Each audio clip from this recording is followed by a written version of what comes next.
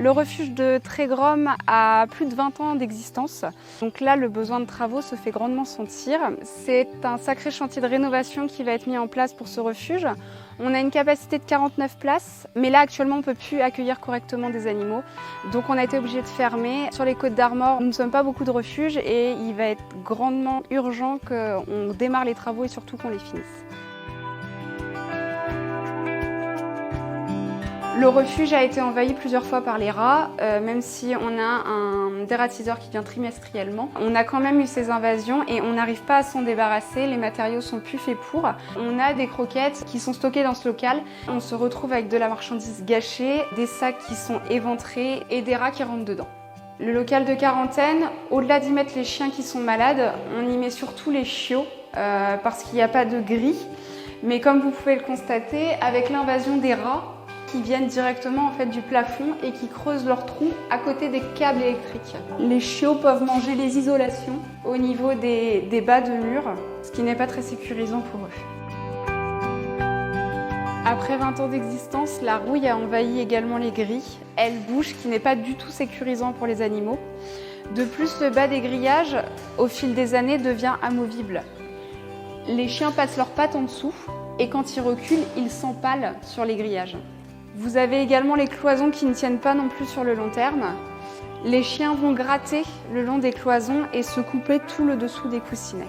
On envisage donc de passer sur des box intégralement en parpaing. Le refuge va rester strictement le même au niveau de la superficie du bâtiment.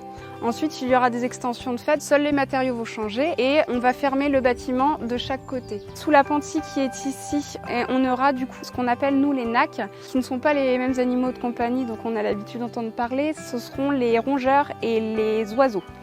Il y a aussi les poissons, mais c'est très rare qu'on ait des poissons en refuge tout de même. De l'autre côté du refuge, vous avez l'infirmerie. Ça sert de laverie, d'infirmerie et de cuisine. Une fois que les travaux seront faits, on aura une réelle infirmerie qui sera absolument dédiée et uniquement aux soins. Ce local-ci va être fermé, la pentille. Actuellement, vous avez un box d'extérieur, il n'existera plus, ce sera intégralement fermé. Ça va nous servir de local de toilettage. Actuellement, on n'a aucune baignoire, on a un évier et on est obligé de faire les soins dedans. Pour les gros chiens, c'est strictement impossible. Le local de toilettage ne sera pas un luxe, c'est vraiment nécessaire pour le refuge et pour la prise en soin des chiens. Plus qu'une rénovation, on va partir sur une extension également. On possède 14 box pour une capacité de 49 places. C'est pas suffisant, ce qui nous oblige à refuser des entrées sans savoir ce que vont devenir les chiens pour lesquels on a dit non. Avec l'extension, on va passer à 6 box de plus, ce qui va nous permettre d'avoir uniquement 2 chiens par box.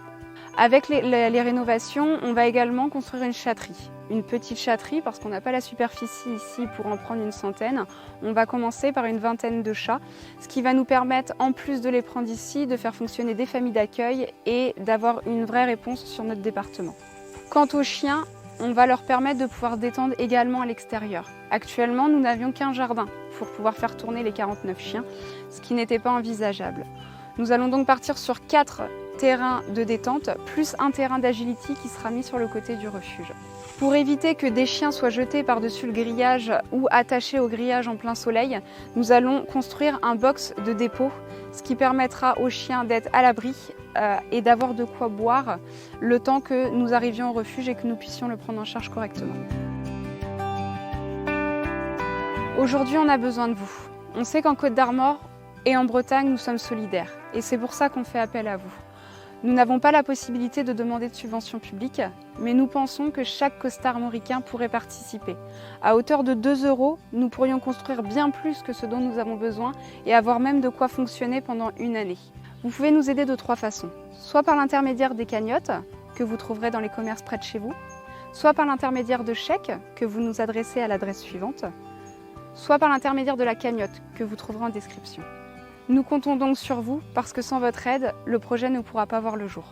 Et les animaux des Côtes d'Armor ont besoin de vous.